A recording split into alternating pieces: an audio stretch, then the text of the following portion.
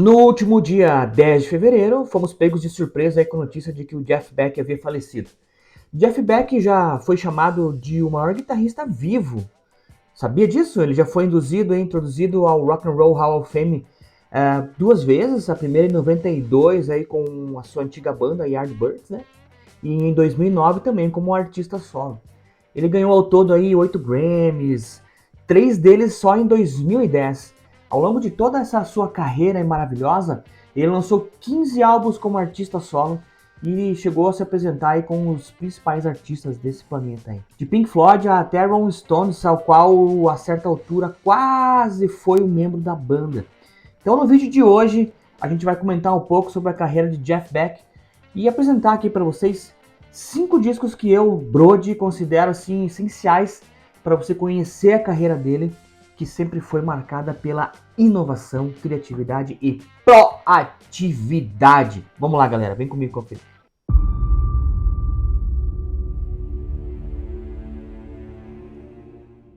Fala, galera, aqui é o Brody, tá começando mais um episódio aqui da Minha Vida em Vinil e hoje para falar sobre esse cara aí, sensacional, chamado Jeff Beck, né? Um cara que foi considerado um dos maiores guitarristas vivos do planeta, um dos mais influentes guitarristas do rock, e do cara aí que ajudou a moldar o blues, o rock, a psicodelia e até o heavy metal. E olha, meu, são muitos músicos que citaram aí Jeff Beck como a sua maior influência. Na real é até difícil assim a gente encontrar um guitarrista assim de ponta, né, esses mais famosos e tudo mais, que não tenha sido influenciado por ele de alguma maneira. E depois de toda essa introdução, o que a gente podia esperar é que Jeff Beck fosse um nome familiar, né? Junto aí com tantos outros heróis da guitarra, como Jimi Hendrix, o próprio Keith Richards, e até seus ex-colegas de Yardbirds, né? O Eric Clapton e o Jimmy Page. E bem na verdade, Eric Clapton, Jimmy Page e Jeff Beck são considerados os três grandes lendas da guitarra do rock britânico. Lembrando que Jimi Hendrix nasceu em Seattle, mas fez toda a sua carreira lá no rock britânico, lá em Londres, quando ele se apresentou por lá, né? Então eles eram chamados aí de o Sagrado Triunvirato. Mas apesar de tudo isso aí, ele sempre foi o menos conhecido de todos. E as razões para isso são muitas. Beck não é assim um compositor, um cantor muito prolífico, né? E exceto pelos Yardbirds, ele nunca fez parte de uma banda que fosse tão conhecida. Ao longo de toda a sua carreira, ele sempre foi mudando de gênero, foi mudando de estilo musical e além do mais, né, além de tudo isso, sempre teve problemas de saúde e também sempre teve um amor muito grande pelos hot rods, né, aqueles carros que você personaliza, aquele carro antigo e personaliza. Que ele mesmo cuidava, né? Então ele cuidava da parte de lataria, de pintura, ele mexia na mecânica, era algo que ele gostava, assim, ele era fascinado. E isso tudo aí levava ele, às vezes, a dar uma desaparecida do mapa, assim, por muito tempo, né? Então ele tem esses altos e baixos na carreira e talvez não, por conta disso, na verdade, ele não é um cara assim que se manteve muito ativo na cena, mas sempre que estava, lançava coisas muito legais. Mas a principal razão pela qual ele é o menos conhecido aí dos Super Heroes, né, Super Guitar Heroes, é que a sua forma de tocar guitarra é muito abstrata, assim, frequentemente é considerada abstrata, né? Ela é mais difícil de ser entendida, de ser compreendida, e sempre foi uma forma de tocar guitarra muito desafiadora, né? Joe Perry, o guitarrista do Aerosmith, quando fez a sua homenagem, foi quem o melhor definiu, foi a melhor definição que eu achei para ele, foi ele que deu, né? Ele disse que ele, Jeff Beck, era o salvador dali da guitarra e eu concordo em gênero, número e grau com isso. O cara era muito bom. E assim, cara, eu não tô aqui para julgar ninguém, até porque a técnica dele era muito assim suntuosa, né? Ele nunca usava a guitarra para impressionar. Ao invés disso, cada nota tocada por ele tem uma importância muito grande, assim, a sua forma de tocar é sentir e é se expressar através da música, através das notas, né? Tocar as notas certas, da maneira certa, no momento certo, com o som certo, com o timbre certo. Então, Ao invés disso, cada nota dele tocada, cada nota tocada por ele tem uma importância, assim. E isso é uma coisa que eu sempre falei, assim, já comentei aqui nos vídeos, né? Eu sempre falo para os meus amigos músicos, para quem acompanha, para quem eu puder falar, eu sempre vou falar isso, cara. Ser músico não é querer se aparecer, ser músico não é ser o mais virtuoso, também não é ser o mais firulento. Ser músico é saber tocar, se expressar e tocar a nota certa no momento certo, né?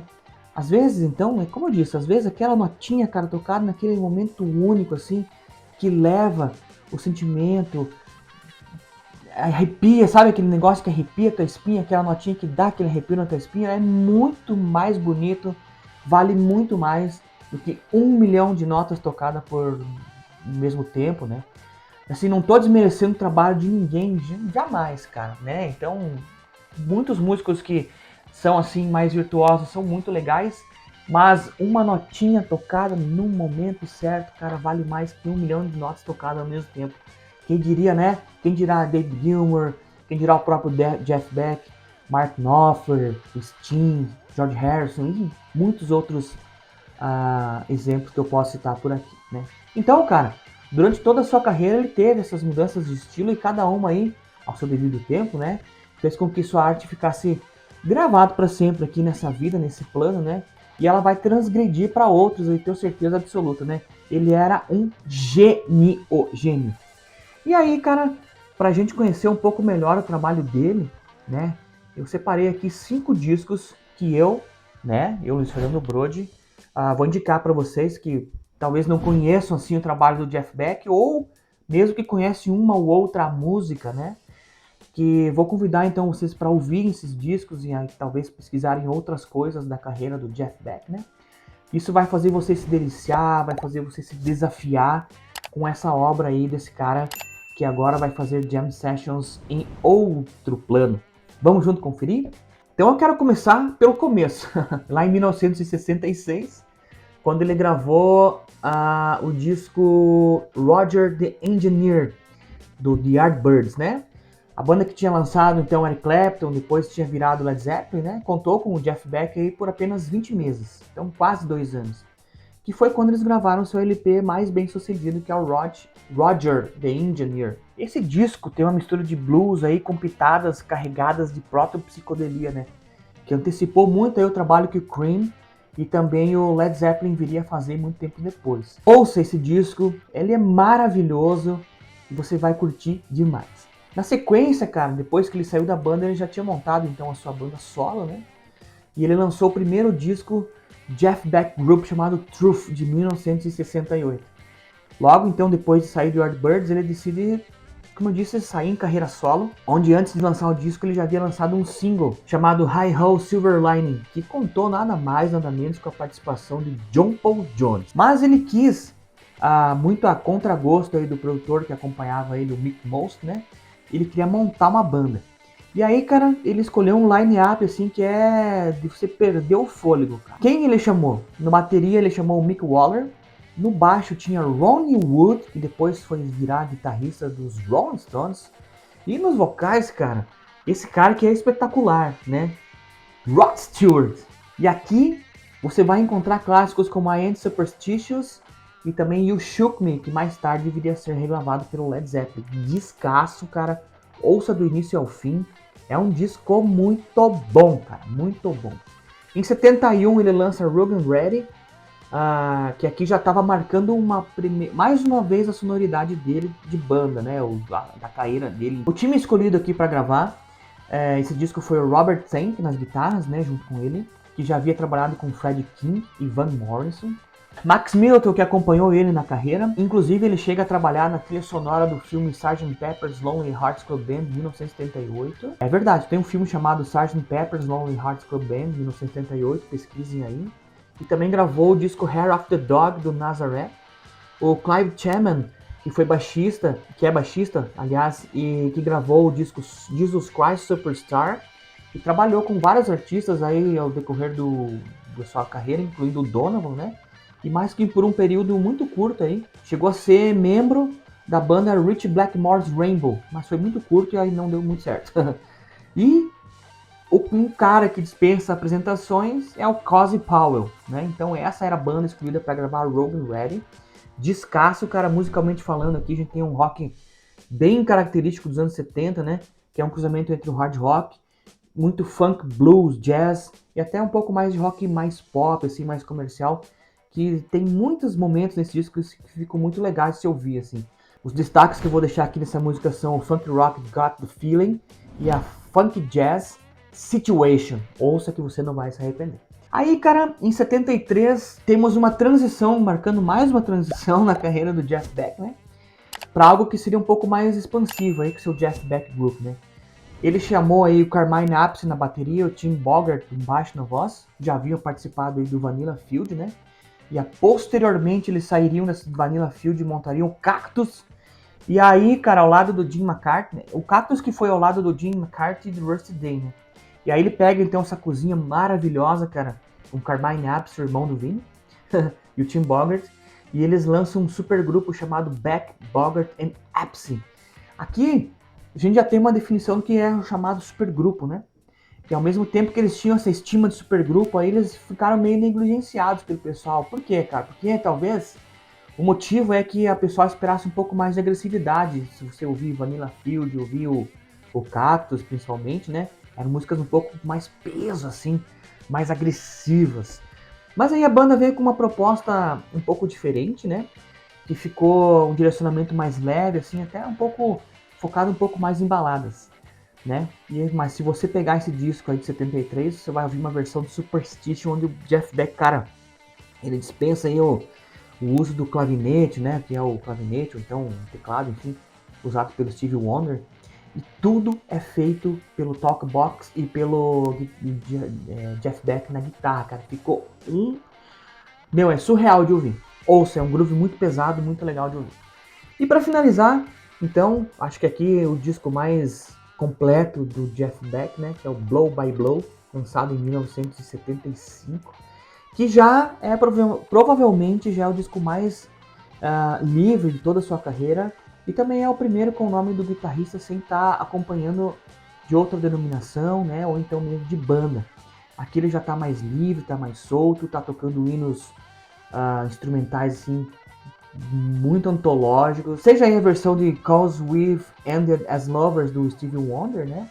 Em que o Jeff Beck ele fica fascinado, ele brinca muito aí numa inspiradíssima performance em cima do Fender Rhodes do Max Middleton, lembra que eu falei dele ali?